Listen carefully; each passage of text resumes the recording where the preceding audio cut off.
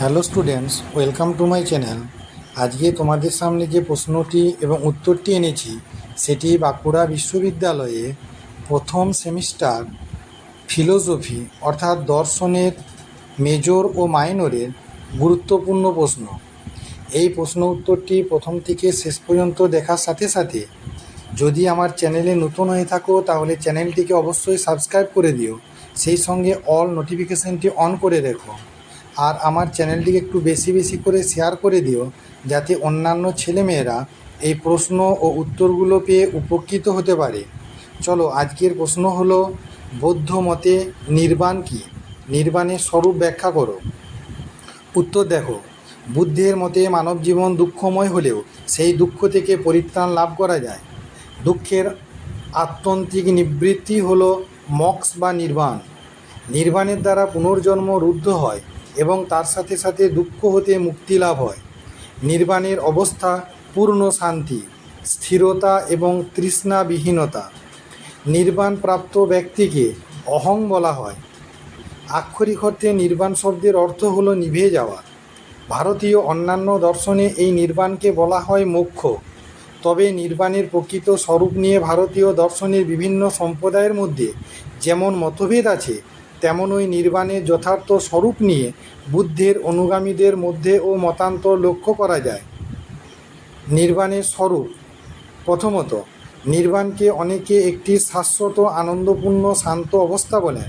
কামনার অবসানে সকল প্রকার দুঃখের অবসানে শাশ্বত আনন্দ লাভ হয়।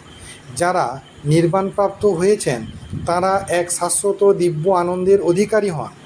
ধম্মপদে বলা হয়েছে যে আরোগ্য শ্রেষ্ঠ লাভ, সন্তোষ পরম ধন, বিশ্বস্ত মিত্র পরমাত্মীয়, নির্বাণই পরম সুখ। কিন্তু নির্বাণকে এভাবে বর্ণনা করা যায় না। সুখ ভোগের ব্যাপার। কামনা বাসনাশূন্য অবস্থায় ভোগের কোনো অবকাশ থাকতে পারে না। দ্বিতীয়ত, অনেকের মতে নির্বাণ এক কর্মশূন্য বা কর্মহীন অপরিবর্তনীয় অবস্থা। তাদের মতে এই অবস্থা সৃষ্টি কখনো হয়নি, এটি হলো অজ্ঞাত ও অদ্ভুত অবস্থা। শুধু তাই নয়, নির্বাণ বিভিন্ন অবস্থার সমষ্টিও নয়, এটি হলো অসংস্কৃত, অর্থাৎ নির্বাণ হলো একটি চিরন্তন অবস্থা যার কোনো পরিবর্তন নাই। কিন্তু একথাও ঠিক নয়, কেননা বুদ্ধদেব অনিত্যবাদী, তার মতে সবই পরিবর্তনশীল তথা অনিত্য। তাই নির্বাণ কখনো অপরিবর্তনীয় অবস্থা হতে পারে না। তাছাড়া বুদ্ধদেব নিজে নির্বাণ লাভের পর অপরের সাহায্যের জন্য কর্ম করেছেন। তৃতীয়ত, শূন্যবাদীদের মতো অনেকে নির্বাণকে এক অবর্ণনীয় অবস্থা বলেন। নির্বাণ দুঃখের আত্যন্তিক নিবৃত্তির অবস্থা ঠিকই, কিন্তু এই অবস্থাটিকে ভাবাত্মক এবং অভাবাত্মক কোনো কিছুই কি বলা যায় না? তাদের মতে ভাবাত্মক কোনো উপমায় নির্বাণকে বর্ণনা করার পক্ষে পর্যন্ত নয়, বরং অভাবাত্মক বর্ণনার মাধ্যমে নির্বাণকে বোঝা সহজ হতে পারে। নির্বাণ জরা মরণাদির অভাবরূপ এক স্বস্তির অবস্থা। এই অবস্থা সকল প্রকার অনিত্য জাগতিক অবস্থা থেকে বিলক্ষণ। বৌদ্ধ দার্শনিক নাগসেন নির্বাণের অবস্থা ব্যাখ্যা করতে গিয়ে বলেছেন, কোনো উপমা দিয়েই নির্বাণকে বোঝানো যায় না।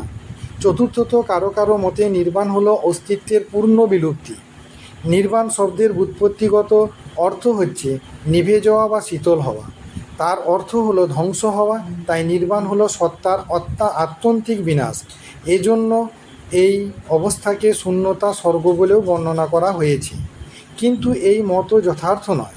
নির্বাণ যদি সত্তার অবলুপ্তি হয় তাহলে এই নির্বাণ মানবের কাম্য হতে পারে না। বুদ্ধদেব নিজে নির্বাণ লাভের পরও জীবিত ছিলেন। পঞ্চমত, নির্বাণের উক্ত নঙর্থক অর্থ অনেকেই স্বীকার করেন না।